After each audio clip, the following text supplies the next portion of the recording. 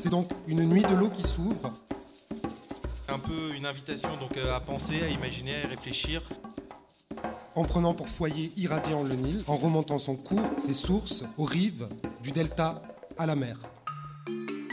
Cette histoire de barrage évoquait pour moi une histoire selon laquelle le roi d'Éthiopie, qui était chrétien à l'époque, avait la capacité de bloquer ou de détourner les eaux du Nil.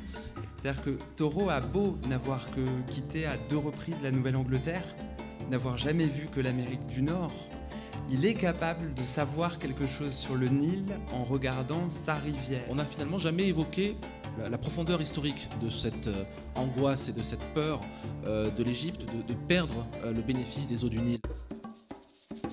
J'ai pas besoin de le présenter au public égyptien, mais même le public français le connaît relativement bien. في أوغندا وفي السودان Salah Ibrahim est un des écrivains égyptiens les plus traduits en France. وفي طبعا مصر وفي اثيوبيا في 11 بلد على نهر النيل.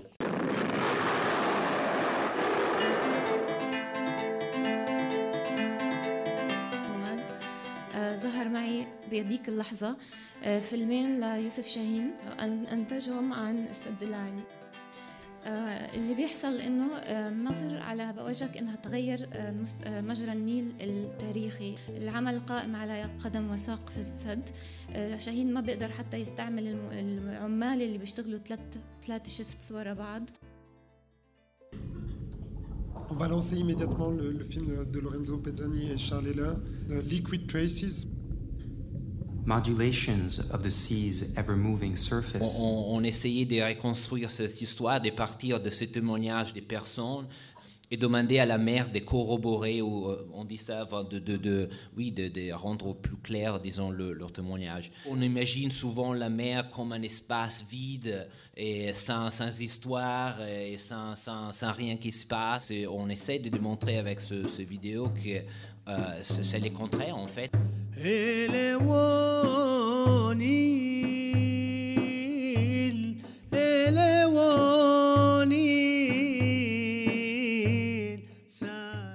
Des lecteurs m'avaient dit qu'il y avait beaucoup d'eau dans mes livres et je me suis aperçue très vite que c'était pas l'eau qui m'intéresse, mais la relation de la nature ou de l'eau avec l'homme.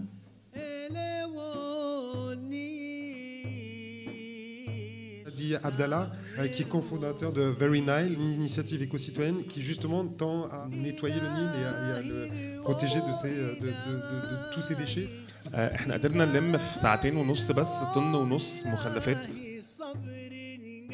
Faire face à toutes sortes de dévastations écologiques avec tous les moyens, toutes les ruses dont on peut disposer et surtout les ruses qui rendent tout le monde acteur de ces situations.